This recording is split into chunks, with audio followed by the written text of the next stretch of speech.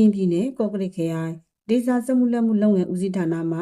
ကောင်းတဲ့ပေါ်ဆောင်ရွက်လက်ရှိတဲ့ဒေသကုန်ထုတ်လုပ်ငန်းများဖန်တီးပေးနိုင်ရေးနှင့်ကျစ်လက်နေမိသားစုဝင်ငွေတိုးရေးစီမံကိန်းလုပ်ငန်း၏မြို့သမီးများဝင်ငွေတိုးရရှိစေရေးလုပ်ငန်းဖြင့်ကော့ကရိတ်မြို့ရေကျော်ကြီးကြီးရွာအုပ်စုဒိုင်ဝကြီးရွာကော့ကရိတ်မြို့ပေါ်ရက်ွက်တို့တွင်ဖွင့်လှစ်ခဲ့တဲ့စက်ချုပ်နည်းပညာတင်တန်းပထမကြိမ်တင်တန်းစင်ပွဲခမ်းနားကိုဩဂုတ်လ1ရက်နေ့နနက်09:00ချင်းကကော့ကရိတ်ခရိုင်ထွေထွေအုပ်ချုပ်ရေးဦးစီးဌာနအစည်းအဝေးခန်းမမှာကျင်းပပြုလုပ်ခဲ့ပါတယ်။ခမ်းနားတွင်ခရိုင်စီမံခန့်ခွဲရေးနှင့်အုပ်ချုပ်ရေးကော်မတီဥက္ကဋ္ဌဦးဥက္ကာကတင်တန်းစင်မှာစကားပြောကြားပြီးလိုင်ဝကြီးရွာစက်ချုပ်နည်းပညာတင်တန်းသူများအားတင်တန်းစင်လက်မှတ်များကို၎င်းမြို့နယ်စီမံခန့်ခွဲရေးနှင့်အုပ်ချုပ်ရေးကော်မတီဥက္ကဋ္ဌဦးကျော်ကျော်ဦးကလိုင်ဝကြီးရွာစက်ချုပ်နည်းပညာတင်တန်းထွက်ကုန်ကျော်ပစ္စည်းများကို၎င်းမြို့နယ်မိခင်နှင့်ကလေးဆောက်ရှောက်ရေးအဖွဲ့ဥက္ကဋ္ဌဒေါ်ဝါနွယ်ကမြို့ပေါ်ရက်ကွက်စက်ချုပ်နည်းပညာတင်တန်းစင်လက်မှတ်များကို၎င်းကော့ကရိတ်ခရိုင်ဒေသစမှုလက်မှုလုပ်ငန်းဦးစီးဌာနခရိုင်ဦးစီးမှုဦးစောကြည်လင်းကမြို့ပေါ်ရက်ကွက်စက်ချုပ်နည်းပညာတင်တန်းထွက်ကုန်ကျော်ပစ္စည်းများကို၎င်းပေးအပ်ခါတင်တန်းသူများကအတီးတီးလက်ခံရယူခဲ့ကြပြီးအမတ်တရားစုပေါင်းမှတ်တမ်းတင်တပ်ပုံများရိုက်ကူးခဲ့ကြပါတယ်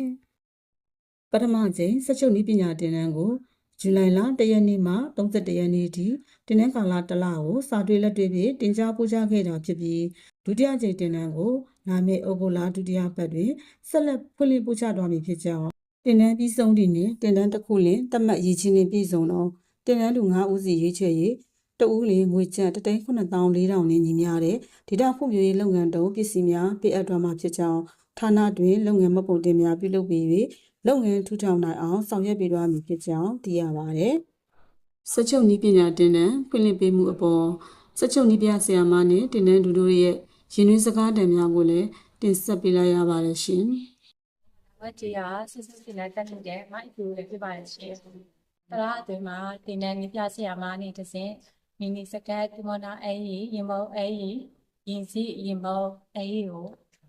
တင်ပြီးတော့ဗောနော်။ကျွန်တော်တို့လည်းတက်မြောက်ခဲ့တဲ့လေးလာခဲ့တဲ့နောက်တင်တန်းများဖွင့်လာခဲ့ရင်လည်းကြေးရွာမှာစီးတဲ့အပြိုးတွေဒီမျိုးကျွန်တော်တို့အမျိုးသမီးများတွေအတွက်အကျိုးရှိတယ်ဗောနော်။အကျိုးရှိတဲ့အတွက်လူကြီးမင်းများအားလုံးလည်းကျေးဇူးတင်ပါတယ်။အလောက်ကမရှိတဲ့မျိုးသမီးများအိမ်မှာဝင်ငွေတစ်ဖက်တစ်လမ်းနဲ့ရပါတယ်။ကိုယ်အတွက်လည်းအဆင်ပြေတယ်။မိသားစုအတွက်လည်းအဆင်ပြေတယ်။အိမ်အတွက်လည်းဒီမင်းများဖွင့်ပေးတဲ့ဒီစက်ချုပ်ပညာတို့စက်ပြနည်းပညာတို့ဖွင့်များအားလုံးလည်းဒီကနေကျမတစ်ဆင့်မျိုးသမီးများအားလုံးကိုစားကျေးဇူးတင်ပါတယ်ကြားချင်ပါတယ်ရှင်။ရှင်ကျွန်မဆရာမနဲ့တတိယဝင်ပြပါလို့ရှင်တင်တန်းစားပွဲတဲ့အချိန်ကကြတော့ခုနကပိုင်းတရက်နေ့ကနေ30ရက်ထိတင်တန်းပို့ချခဲ့တယ်မနော်တင်ပြလာရတာကြတော့ဈေးပေါ်ဒီမော်တိုင်းကြီးတီကျွတ်တော့ပါဘူးလေမီစကာဒိတ်တမေဣတမေခေါင်းပြားတို့တင်ရခဲ့တယ်မနော်ကလေးတွေကလည်းစီတလုံးပြောင်းနေတယ်စိတ်ပါဝင်စားတယ်ချုပ်ခဲ့တယ်ပေါ့နော်အဲ့လိုမျိုးချုပ်ခဲ့တဲ့အတွက်ကြောင့်လည်းဆရာမတရားအနေနဲ့လည်းဝန်တာပြရအောင်ပေါ့နော်တရားကြတဲ့ကလေးတွေအားလုံးလည်းသူတို့ကြအခွင့်အလမ်းတခု